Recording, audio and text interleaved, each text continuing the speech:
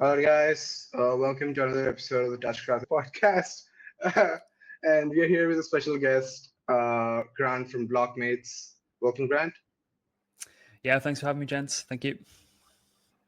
Awesome. Blockmates is a very unique media brand, and there's so many fans on Twitter, and we've been following you guys for some time now. Before we get into the story of Blockmates and how you guys built this from scratch for a couple of years now and build this cult following you have, I want to get, before you even got into crypto, you were in the sciences, you're into biology, and you have a very unique story. So why don't you kind of share how, why, and when you made the shift from the sciences to crypto? Yeah. So I was doing a biomedical undergraduate degree, then went on to a cancer research master's, which was covering, I suppose, immunology, stem cells, all that kind of good stuff. So I was supposed to be actually going on to do something productive and contributing to the world with my life, but there was a couple of opportunities where I was sat there feeding like this cancer cell lines over the weekend, and my friends were going. They got Newcastle United tickets, and I was just like, I'm not doing this for the rest of my life. so I deferred the PhD, didn't go down that route, went into industry, went into biotech for a while, but always still had this like really strong kind of like passion and desire for just like the curiosity itch and wanting to continue with what I'd learned from like the research science background and stuff like that, and then continue that in something that I found appealing. And even when I was doing data in the biotech sector, I was just constantly getting sucked into what was happening in crypto. So I'd been investing while I was at university, probably a little bit too much to admit, to be honest, given the student grants and stuff. That was like 2017, 2018. And then, as I say, I got drawn into this space early DeFi summer. So they're trying to kind of like report on what was happening, get my fingers burnt and all that good stuff. But yeah, there is a lot that I've carried over from I suppose that previous life, and it just carries through for what you see on Blockmates. I'm curious, Grant, are you opinionated on DeSci at all? So my opinion on anything, everything's just exactly the same in a different packaging. So like DeSci is to me what Deepin is. It's to what Bitcoin is in a sense, and don't take that too literally. But everything is just how do you overcome a cold start problem with like global token incentivization, Yeah. and it's exactly the same thing in different wrappers, in my opinion. So I do see the perils of what like traditional fundraising and getting scientific study done looks like, and I've seen it firsthand. And it's not as meritocratic as you think. There's a lot of like bureaucracy and a lot of politics that go on behind the scenes, and it's a bit murky, to be honest. So anything that can kind of get certain studies funded that wouldn't else otherwise have got funded, I think it's a positive for industry and broader than that. I think on your podcast you should bring on Tarun, and you guys should just do like a episode, that would just be like a banger. Like if you guys can swing Martin Shkreli on there, I think that'd be awesome. Like all three of us on the side. But okay, Grant, like this episode, the foundation that we want to set, like there's so many individual contributors out there in crypto. Everyone's writing threads, everyone's trying to produce great content. Once in a while you have this generational company like Blockmates come out that like changes how people perceive information. We want to treat this episode as like a one-on-one on how to build a media house or a media company like Blockmates. In the past we've had Robbie from the roll up come up, and he talked about his story and how he met Andy. I think a great starting point of this, like how did you meet Alex, Jedi, and Dan? How did it get started? Like what's the starting point? Yeah, so I suppose a lot of the core team, like Alex and Mike. So Alex is basically looks after. He's a CMO role, but he'll never call himself that. And they're partners in the business. And Alex and Mike, who like leads operations, so technically would fall under a COO role if you wanted to kind of like categorize it as that. Not that we ever would do anything like that, but yeah, they're friends from like 20 minutes down the road from me. Like we've known each other since like early teens, from different kind of industries, from like music scene. And then Mike just so happens like was at my best mate's halls at university, and then like went on to live with him. So like we'd known each other from there. He went into kind of like chemical engineering, so obviously there's an extremely strong engineering background, and then it kind of like came full circle where there's an opportunity where I was like always kind of earmarking those for like their specific roles, and like Alex had done campaigns with the likes of Adidas and like really strong marketing brand comms person, like knows like a really professional operator in that realm where crypto doesn't necessarily have a lot of those people that fall into that sector.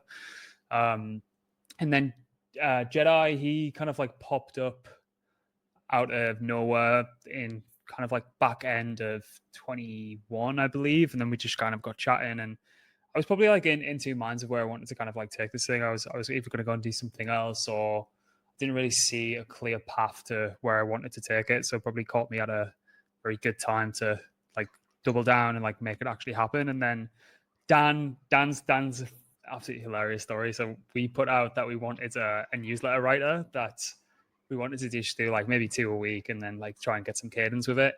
So Dan comes out of nowhere and sketches what he thinks the newsletter would look like, what looks like the napkins that you'd get on like a from McDonald's, and then sends it in as his like his CV. And I was like, this is so stupid. I was like, we have to go and speak to this guy. So, and then he's kind of role progressed into there, like head of partnerships in BD and stuff like that. So that's how like the kind of core team met. And I suppose Emery as well has been near enough since day one. He was our kind of like first junior writer who's and ended up being like lead technical writer now for us. So yeah, that's kind of like those. If I continue going, we'll be here for like an hour. There's a big team happening now. That's hilarious. And also that kind of reflects into the voice and the tone that you guys have. And that kind of what sets you apart, right? Like every time you read something, someone sends you, even if it doesn't have the Blockmates logo, if you just send me a doc, it's like, yeah, I know it's Emir who probably wrote this, or it's Grant who probably wrote this report. The intro, everything, the language, everything you kind of sets you apart. How do you find that? How do you find that voice? Did you guys, when you started, were you like, we need to be like this to be stand apart, or is it just like your personality kind of took over, and that's how you guys kind of set that brand apart? Yeah, I think it's multifaceted. So like when it was just me in like 2019 or whenever it was on a stupid Squarespace site that was costing like about $20 a month and just running it and nobody was reading it. I still wanted to continue and carry through like an academic style of writing background, but I still think you can deliver that same depth of information. So like always like drilling down, even if something might not make sense, you assume absolutely zero prior knowledge to every potential reader or viewer or whatever, whoever's going to be part of that viewership. And then you just drill down further, like split it down into anecdotally or like real world terms, and like make sure that they can't physically walk away from the piece without understanding what's actually happening. So that's like where it gets to kind of the crux of like the research perspective. But I also think you can still deliver content in a way that is in depth, but it also has to be entertaining, because as you say, if you read the first paragraph of any Blockmates article, if all things were considered equal and you covered up the URL and it was just a TXT file with like black text, white page, you should instantly know it's a Blockmates article within the first 10 words. If you did that for, I'm not going to like say any other media company, not just in this industry, outside the industry, you could probably cover it up and it probably just looks like paraphrase project documents written in a different format. There has to be like this consistency of tone, which is also the hardest part of scaling what we've done at Blockmates, because you get an immense level of like really fundamentally sound writers that have strict format and write as you should write.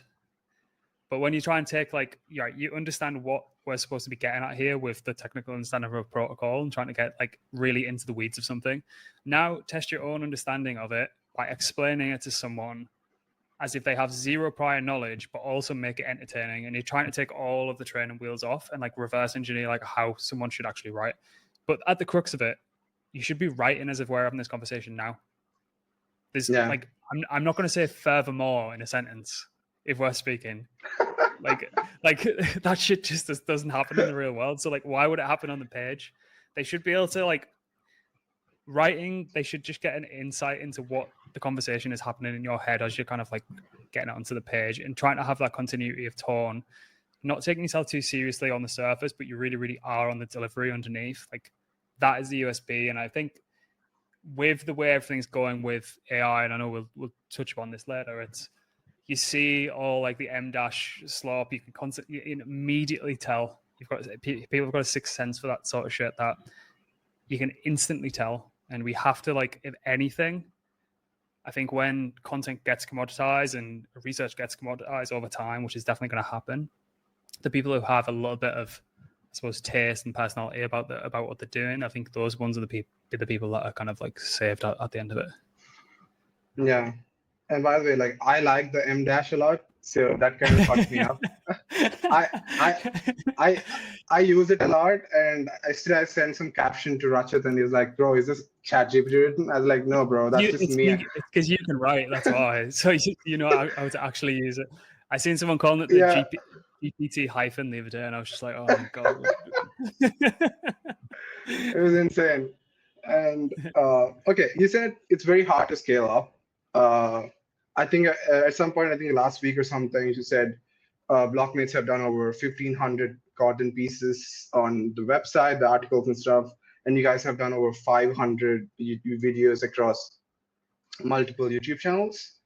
What's the one thing you learned about content in crypto and how you should deliver it for the people across the spectrum, right? On the CT and as well as someone who's really coming into crypto, learning crypto, they can't go to something like some complex news hub and go read all these articles. They would prefer something like Blockmates.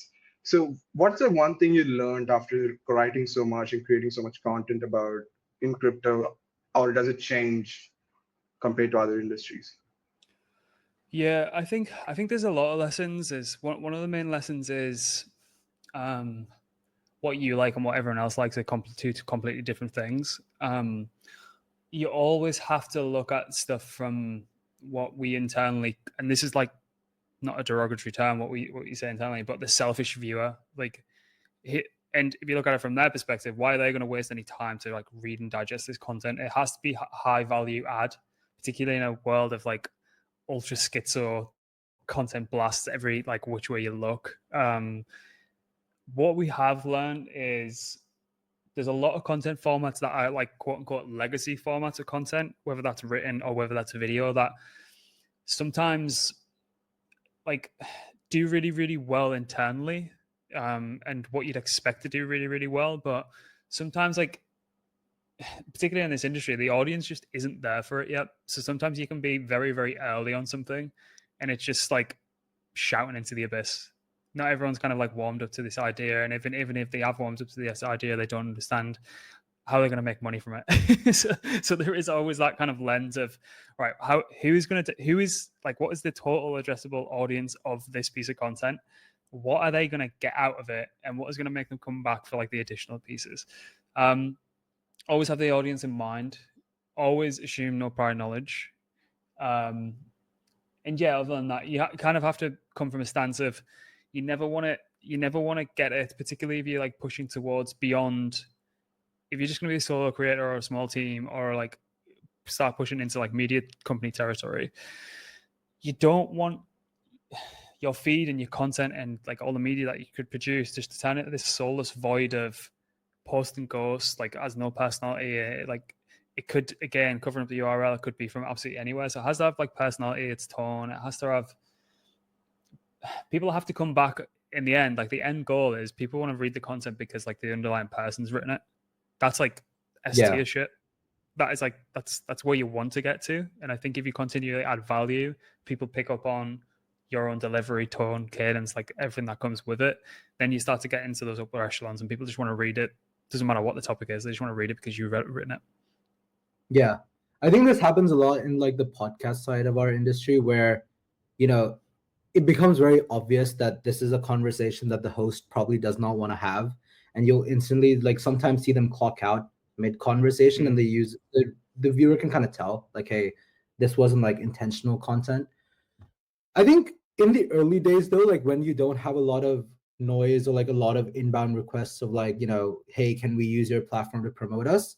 in the earlier days, it's more about curating your own content, and you have a lot more freedom and you have a lot more control over what you want to do. And then later on, maybe the monetary incentive of it sort of shadows it a little bit.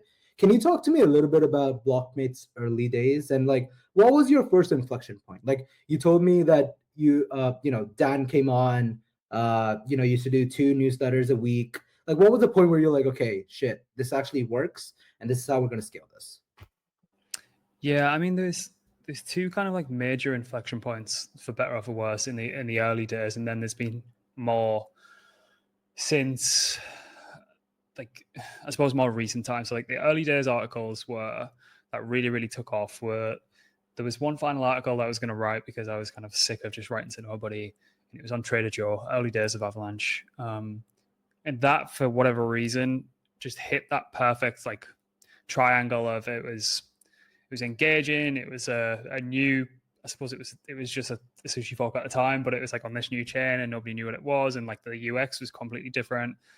And it was at the time where Avalanche Rush was happening, and you think back to the Selfish Reader or the Selfish Viewer, they knew that there was something in it for them. So like creating that, and then as we've previously mentioned, it was written and digested in a way that tells a story from a research and content and narrative perspective, which doesn't skip any of the detail. So like everyone should be able to read that piece and walk away 100%, know what they need to do if they need to action anything.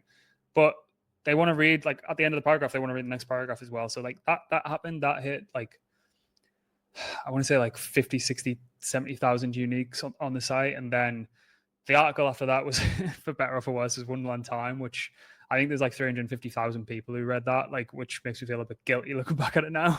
But it obviously kind of like resonated on how that was delivered and just broken down into like terms that anyone can understand and not skip any like of the actual depth of it.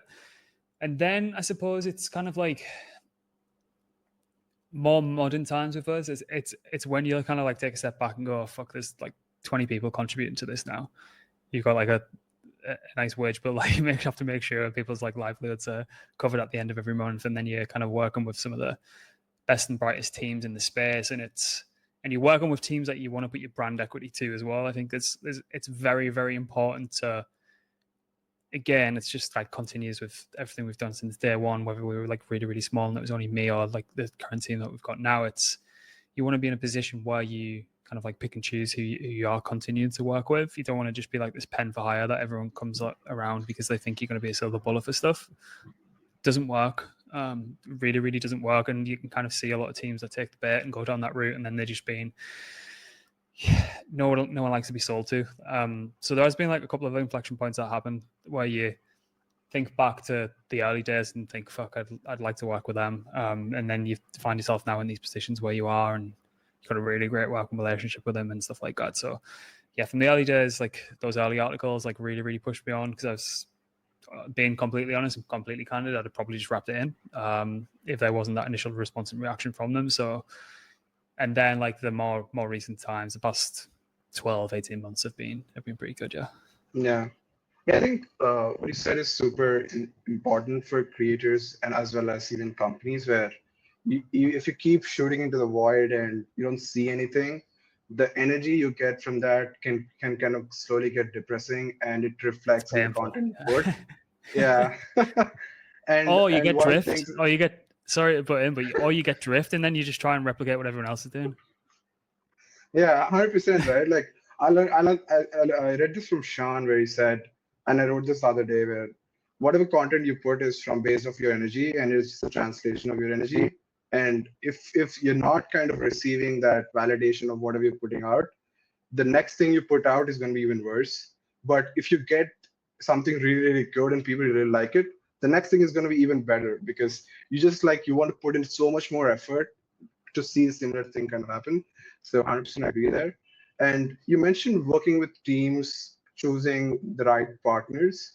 We have seen something happen over the weekend where everyone's getting shat on because of this project that people are coming to work with. So how do you pick and choose? What's the process involved of choosing to work with one type of project over the other? And what's so interesting about you guys is you just don't go with the safer place where is just an L1, and ecosystem is a big team. You also go with very unique projects that have different products. So how do you kind of go toward this selection process? Yeah.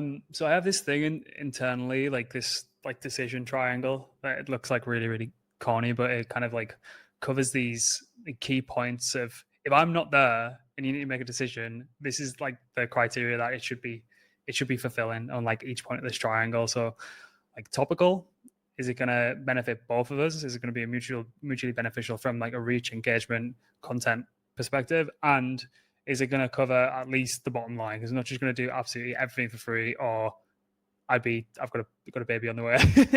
Like we've got to make a business happen here. So the way that we do it initially, and once you do it so many times, is one, you can smell BS from a mile off. Two, it has to be people that you want to associate your brand equity with, which you've built up over years, which takes years and years and years to build and like 10 minutes to snap, which we've seen over the weekend, unfortunately. You do have the hallmarks of the team that you want to work with, and there are like kind of telltale signs that they're purely just in a stage where they want to push this novel, unique product. They need some additional help to kind of like make people aware of what's actually happening. If it's extremely technical, it's obviously a big plus for us because we can break it down into terms that basically anyone can understand. It has to be engaging, all that kind of good stuff. But for me, if we're going to be writing about anything at Blocmates, we have to at least want to use it ourselves, want to put our name towards it, and it's something that we could kind of like really stand beside from a brand equity perspective. Because if not, like what are we even doing here? What is the point of all this? It plays down our favor that we're completely bootstrapped, so we kind of get to pick and choose. Because if we did have investors breathing down our neck, which I know a lot of people have to take additional money for that's their decision to actually make, but we're not at the behest of anyone, so we can kind of like take it or leave it. We extremely specific of who we do like to kind of work with in that perspective, and it's it's allowed us to get to this point without having any, like, touch wood, any hiccups, because as I say, our level of due diligence is you're putting your investor head on as well. Like, it's not like a directional exposure, like you're not like getting exposure to the protocol or anything, but you kind of like running through that same process of there is exposure to it because you're putting your brand equity towards it, if that makes sense. For sure. And I think this is probably the right time to shout out that I think Blockmates called every AI trend. Like when we had that mini AI cycle, and between me and KG, like we made decent bank following all of that content. I think on the topic of like projects and selecting projects, do you want to talk us through like how you felt through AI season? And was there like a standout project that came in and you're like, shit, this is the one? Like, how did you guys work with them? Like, talk to us about the flow of working with the project, and give us an example of like AI season. Yeah, I mean, that was at a very unique time that I think I suppose Blockmates meal deal was like really, really starting to take off. And that's like a self-fulfilling prophecy of like this research community that as soon as they get hungry and they see, as you say, it's like similar to like the content thing. As soon as you get that immediate feedback once and you know that your strategy is working, it's like, oh shit, we need to double down and really nail this. So like the community made us look really, really good at that point because they were doing a lot of the heavy lifting. We knew what we were going to be covering because we could get that immediate feedback from them. We're in a very, very unique position that we have like 6,000 people in Discord where they've got a sixth sense of bullshit. Like if we're not covering stuff they want to be covered, like they want to be digesting, then we know we're off kilter a little bit anyway. So yeah, it was quite, I'm not going to say it was easy to kind of spot where it was going, but like there was these telltale kind of signs. So obviously I think that the turning point of the weekend was when people realized that Truth Terminal and GOAT was like this new, I suppose, meta. Is it going to be a new industry defining category? And that just like, that was like the embers that kickstarted that full sector. So it's just like, right, nobody's doing anything all weekend. Let's hook down, like find the actual legitimate teams that are building in this space. Who've also been building this space prior to this weird series of unfortunate or fortunate events, whichever way you look at it.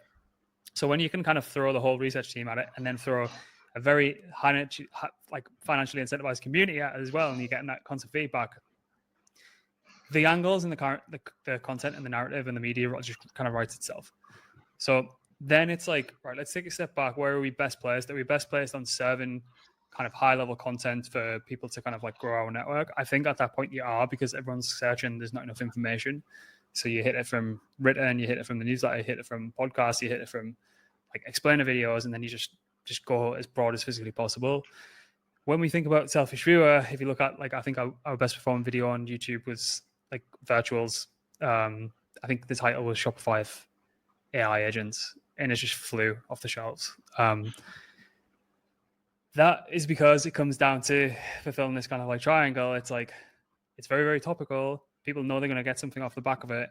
And it's extremely kind of like easy and value adding content, which didn't really give anyone any wiggle room not to come away from that video without any further understanding if they wanted to blow an agent, if they want to invest in token, blah, blah, blah, blah. So that was like a pretty easy one to hit up the park. I think if we didn't have that Discord active, there's no way we'd have been able to stay on top of it as much as physically possible, because it turns into this kind of like hive mind of outsourcing all this information in alpha, and like that's kind of gets fed back in.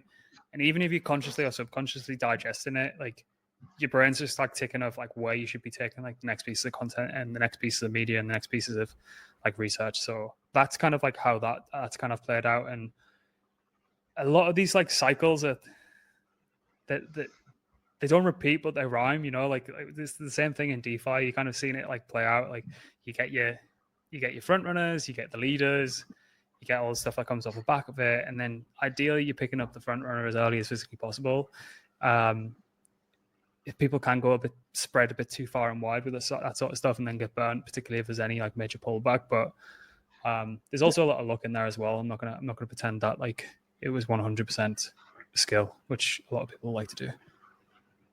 Yeah, 100%. And the Discord is like crazy place out there. I've been there for. I just jump in and out every time. I use it as a conference more than anything. It's like Blockmates conference. Okay, all in. And I think AI is one of the good examples of AI where you guys just nailed it. Absolutely, kind of destroyed that narrative from end to end. And even you also I think perfectly knew when it was over exhausted as well.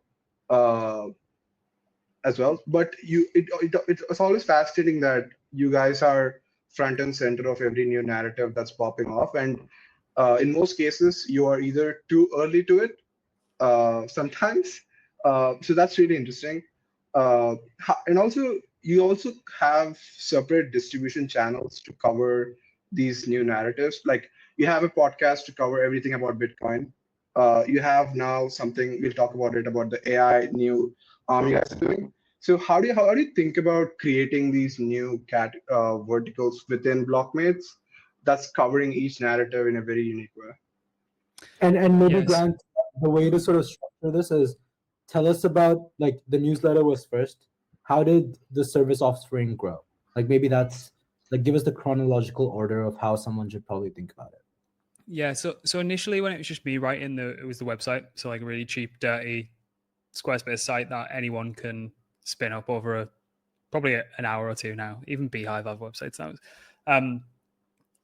I like that, but because I think you own your own data, and yes, you can get into the territory of, but Twitter doesn't like links, it doesn't help you grow. Not many people go to websites. I think that's just categorically not true. That's what people say when they don't see any meaningful traction immediately when they like spin up a site or have their own kind of like authority over their own input and over their own data. So Blockmates site is, as we mentioned at the top of the show, extremely, extremely rich in content, words on the page. We own that data now. There's nothing anyone can kind of do about it. So that's been built up over like a series of years. So after that comes podcast, because, well, ideally you want to start putting the face of the name. You don't want to be completely anonymous. I think those days are slowly starting to be a little bit more rare now, with people like wanting to at least semi-docs. I think it gets like that's just like a philosophical question that I don't need to like get into here. But and then the newsletter comes. So those are like three key pillars of information and distribution. Each one better for its own reasons. And then it's like, as KG mentioned, where do you then expand from there? So you got your pillar of your website. That's like the flagship. Everything goes through there, but it also gets distributed, which is like the key point. It's like certain channels are for distribution, certain channels are for hosting and like creating on. So do you want to create Twitter content directly on Twitter? And then Elon wakes up the next day and he's like, oh, we're a video platform now. So it's like you need to have some redundancy in your content and in your distribution as well. And it also needs to be consistent across, like, so if you're reading a newsletter, it like has to be some sort of tone. If you come to any of the Blocmates podcasts or explainers, they're going to not be like dry, like just calling them to podcasts. Same with the Discord, same with the content that's on the site. So you have to be really, really specific, because what we find in this space, and we've definitely been foul to this as well, is there's so much opportunity that it kind of like falls into the realms of he who chases two rabbits catches neither categories. So like you can try and like fulfill every little gap because there's so much opportunity. Because if I'm being completely honest, not a lot of people do it really, really well. So if you just like double down on something, you're really consistent with it, and you have like authentic tone of voice, then you can do really, really well. Doesn't matter what the niche is. But I suppose it's for us, like the way that I like to think about like different content buckets and different verticals and different platforms is, I'm not one to like really like to perfect something before it goes out. I think if you had two people that were going to try and reach the same destination with a product, let's say it's a podcast. You got one guy that sits there. It takes 6 months to perfect it. They're going to get like the right guests. They're going to get like the right branding, the right imagery. They're going to like, use this distribution channel. This is how they're going to repurpose. This is how they're going to do the shorts. Might spend 6 months doing it, and then by the time they've got the idea out there, the person one is being like, well, the angle for this podcast kind of came and gone. I haven't really got any initial followers or subscribers, and I've just wasted 6 months of my time, particularly in a space that moves so quickly that ideas can be redundant overnight. Versus person two, who ships an idea, MVP, iterates, gets immediate feedback, continues to develop. The idea goes like this and goes all over the place, but they get to a destination that's far more durable than the first person. And they've built up a following and they've built in public all the way. I prefer the latter because I think it gets you to like a much, much better and much stronger destination. And I think what's really interesting is you can grow really, really quickly if you hammer one vertical and one vertical only, or one sector and one sector only. But you do have a much larger risk factor and not enough staying power if you want to pivot. Because when you do pivot, it looks a little bit stupid. So if you want to go like, I don't know, I only do deep in, great, do that. But don't cry when deep in becomes oversaturated or no one like adopts it. And then you have to kind of like pivot and figure that shit out.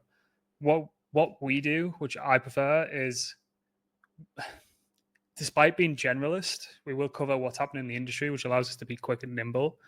What we do like to specialize in is what's at the forefront of the industry. So that allows us to kind of be flexible and cover like what we actually want to cover. So no investors, we will cover what we want to cover. And that's probably sometimes not the best from a business perspective, but if we want to cover it, we'll be selfish and we will cover it. So that's like how I kind of think about it. For sure. And, there are like a couple of different ways I could move this forward. First thing I do want to ask Grant is, can you talk to us a little bit about the revenue percentages of each of these different distribution channels? Like, how much does the podcast get? How much does the newsletter get? How much does the website get? Like, what's that distribution look like? I suppose it kind of like all gets bundled into one if you're thinking like from a media perspective. Did obviously have two podcast productions in Still Early and the Blockmates Orange that I suppose we're falling under separate silos. It's important to kind of like section those off, I think. And then I suppose like you got the meal deal as well as like another revenue driver. And then something that we haven't necessarily doubled down on as much is probably newsletter and podcast ads, which we will ramp up. So there are avenues that we just haven't tapped into yet. I think what we wanted to do internally is just make sure the product's like bang on, perfect, that we're happy. Because what I'd never want to do is try and take a product to market, try and sell some real estate on it, some ad space on it, and it's just, you don't feel comfortable selling it because you're not internally happy with it. Do you know what I mean? So those are like two angles I haven't been 100% happy with. So now we're getting there with those. So like I think we're going to double down on that. But yeah, I mean, like I suppose sponsored and branded content stuff is definitely our bread and butter, and there's we haven't really diversified too much away from that, apart from the meal deal, which, yeah, I mean, I think across the labs and subscribers, there's probably 500-600 people in there, so that's doing pretty well as well. Got it. So more, more sponsorship on the written side, and the podcast side is something that's still a work in progress, and that's how the distribution is. Got it. Okay. Yeah, definitely. And then, definitely.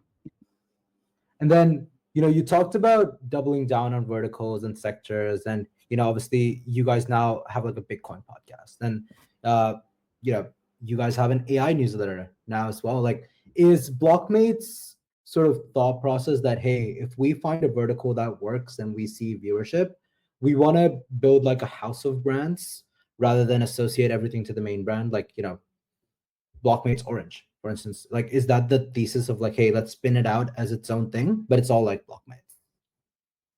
Yeah, so again, what you're probably going to like inherently come away from this conversation is, what we will do is, when we are personally interested, invested, and curious about a sector, an industry, a vertical, that's where we'll spend our time and attention, because we know we're going to get like maximum output from everyone on the team who's like also invested in. That's where a lot of their mind share is going from. So we will find like gaps that are also taking up all of your spare thinking time, and then think, how can we fit a product around it? So like with Big Machines, this is probably going to look like more of a sister company to Blockmates that's going to cover like the AI sector as a whole. It's not going to be primarily crypto and AI, although if there is anything that kind of like breaks the mold, like, and is like just undeniable, then obviously it's going to get covered because it falls under the AI sector. But I think there's a lot of good crypto AI stuff that's getting covered already. We wanted to go a little bit broader. I think from our market research, there's a huge gap within how to like deliver content in a like just a down to earth way that isn't kind of like boring people to ever make it. They want to stick pens in their eyes, So a lot of it is to do like how much stamina can you keep up with around this kind of stuff. Like, are you just pivoting because there's an opportunity? Are you pivoting because there's a financial opportunity? That shit gets boring very, very quickly if your heart's not in it. So it's like, where are you really, really, really curious about, and where could you like get up in the morning and like the first thing you want to do is actually go and look at that. So if we can hit both of those things, I know it's kind of cliche to say, like, if you enjoy what you do, then you never necessarily have to like work a day in your life. If you can do that, and it's like, and like, let's be completely honest, there has to be like some financial motive because you got a shitload of people to pay every month. Then if that makes sense, then we'll just pursue it. Makes sense. And let's just get into the Big Machines, right? You guys made this announcement last week, I think 2-3 days back, and crypto AI is at a very weird place in my opinion, at least in our industry. But when you see and try out these different tools outside of crypto, everything is amazing.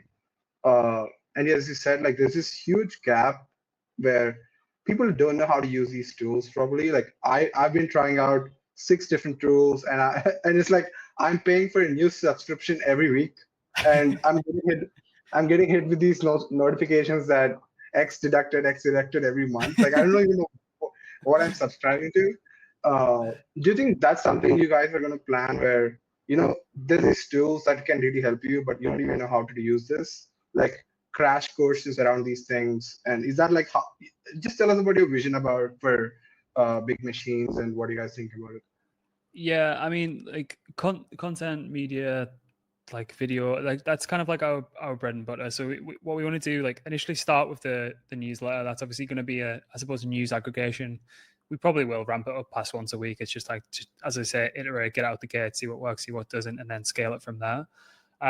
But from a lot of the lessons that we've learned from the Blockmate side, it definitely will be catering towards more of the informative value add. And by that, I mean not necessarily covering the depths of why stuff is, which we typically do in crypto, because there's a lot of moving parts there. And let's face it, you can make a much more informed decision based off like what's actually happening to the hood in crypto. And it's like, it's easier to get market exposure if you want to do that. Whereas AI is a little bit different, and there's so much happening. As you say, you're getting pinged for all these subscriptions that you don't even know like you're using.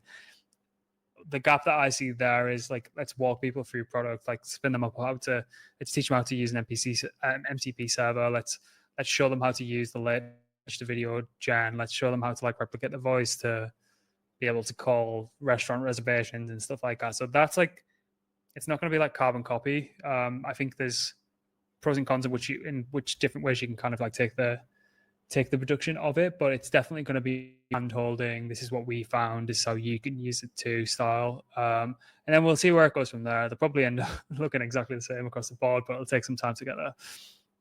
Yeah. And when you start off like this new initiative where, you know, your expertise is crypto and the AI might be this new thing, is it more like, hey, let's find the right person to run this? Or is this more Grant, me, the founder, is going to learn how to do this and I will execute this?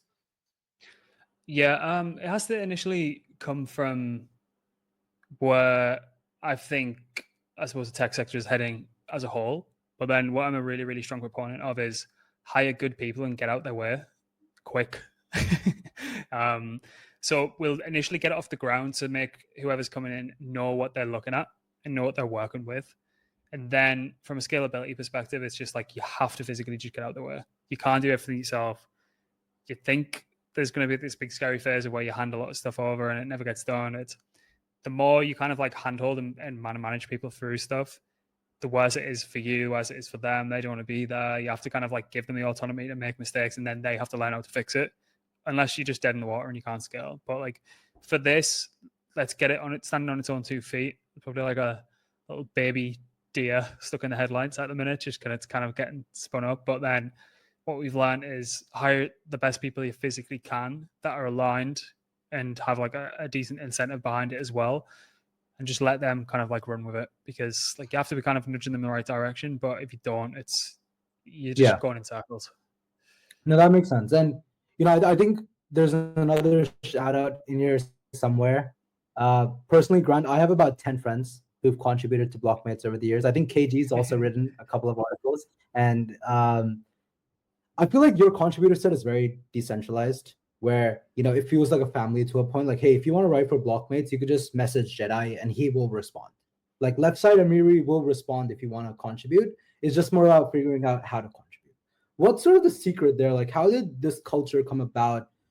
How do you think about sourcing talent? Like, what's the secret behind all of this? I think it's just be a normal person.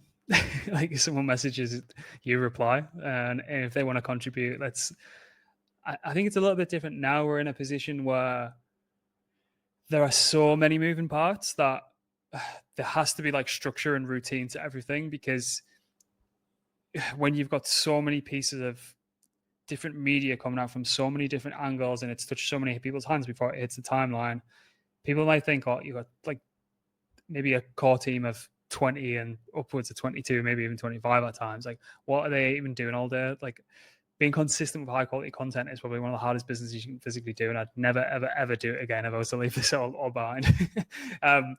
So what we've kind of always tried to do is, if there are people that are really good in their own niche and they can add value in an area that we can't cover, then we'll give them a go, or we'll give them a test brief, or we'll, you know, just try and get them at least started. Like Ollie was like cheeky and messaged me on Twitter probably 2 years ago, and then I was just like, if you can get, I don't know, X amount of likes on this, you can have a job. And he did, that little shit.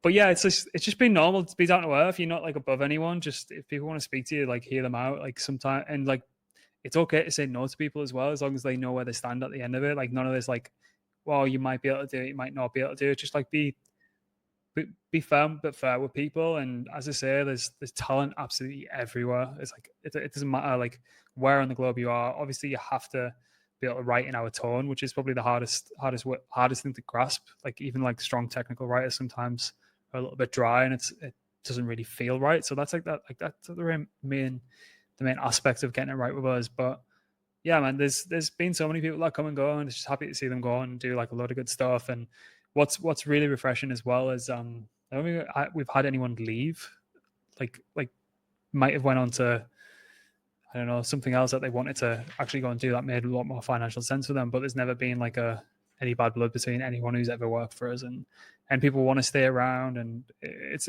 I suppose, it's a good culture to have as well. And yeah, you have to like run through the test of like, would you like to have a few beers with them and all that kind of good stuff as well.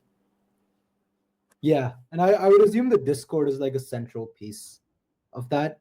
when did you guys decide that you actually want to grow a community in Discord? Like, what was the thought process behind like, hey, we are a website, but now we want to have a Discord? Like, when was that connect made? So initially, there was, from day one, there was a Twitter account, a terrible Squarespace, and a Telegram group, which started with like 5 people. That was like a WhatsApp group, and Mike, who's our CEO, was in there. And then it just grew and grew and grew and grew and grew. And it was always like just trying to add as much value as you physically can. Just be a normal person, be as down to earth as physically possible. Don't ever put yourself on a pedestal. You're not like anything better than anyone else. If people have got questions, try and answer them. And then it grew and it got to the point of like, all right, we need a little bit more functionality. So then you push it over to a Discord and then you can kind of segment it off a little bit. I personally hate Discord. I'd much rather it be on Telegram, but I think it makes sense from like we obviously have like a premium research community and stuff like that, and it helps to kind of like be able to gate stuff. But yeah, I think Discord's a bit shit, isn't it? So yeah, and 100% agree. Yeah, and I know we're closing up on time. Grant, I have just 2 more questions. I think this is like, I've never actually heard you talk about this story, but like, where did the ape come from? Like, where did the logo come from? So. And also, by the way, you guys are really, really good with names. Still early, big machines. I mean, you guys are really good with names, man. Yeah, it's that's probably when you drink a few too many beers and then come up with like a really. There's for every good name, there's like 10 really shit ones still in my notes. So we just. I'll give you an example. Like KG and some of our friends wanted to name this podcast the Two Jeets podcast. And I vetoed that so hard. I was like, no, bro, there's no way. And then we came up with Touch Grass. Yeah. Touch Grass is great. They're both great, to be honest. How do you guys go about like this branding thing? Like, I know crypto's like not really into the whole let's hire an agency and figure out this design thing. I would assume it's a lot more like, hey, 5 mates just brainstorming and just coming up with one thing. Talk to us about the logo, how that came out. Yeah, so that was like so fortunately got to mint like a degen ape, very, very early days of Solana, so like in the trenches even back then. So minted that, and then stupidly like Blocmates account was getting run as if it was my personal account, and then it was a transition away from like a personal account to a brand account, which was a task in and of itself. But then we wanted, as we were pivoting away from single tone of voice to, I suppose, multiple tone of voice who were like managing the account, you have to have some continuity away from where it came, and it just didn't necessarily feel right for something that's quite playful and like energetic and tongue-in-cheek, like this strange corporate lockup, which just isn't us anyway. We're just like normal lads and like a few lasses on the team that just like, it wouldn't have felt right to kind of go down that route. So we sat down with a guy called Leon, who's like worked with him on a few things now. He's like really, really good. We just said like, just keep it playful, just have some kind of continuity with what the previous picture was, and then just like continue it through, because like the light pastels and the blues and the pinks, it's all extremely like it's there for a reason. Like there's a lot of thought that kind of goes into it. There's a lot of Easter eggs that are scattered across the whole brand. And like hired a really, really good graphic designer. She's absolutely fantastic. She's not from inside the industry, but she's just picked it up and made like elevated us to a complete different level. But that sort of stuff is where me and Alex will just sit over it for hours and hours and hours on end. So like everything is 100% deliberate. There's nothing that we kind of just like throw out there for the sake of it, even if it's like just like stupid ideas that we kind of push. But that's like, I suppose it's one of our strong suits, to be honest. It's you want it to be really, really strong. So when people come and like you want to kind of like partner with them, they want to know that they're not going to be sat next to like a big steaming pile of turd on the site. It's like they want it to have like strong brand presence that represents their brand as well. So yeah, it's that's one of my favorite parts about like growing a business as well, to be honest. I love all that aspects of it. Yeah. Cool. Grant, this conversation was awesome. I know you have to jump off in like a few minutes. We usually record this at the end and then we cut it for the start. We still don't have an editor, so we haven't cut it though. We're still in that process that you talked about.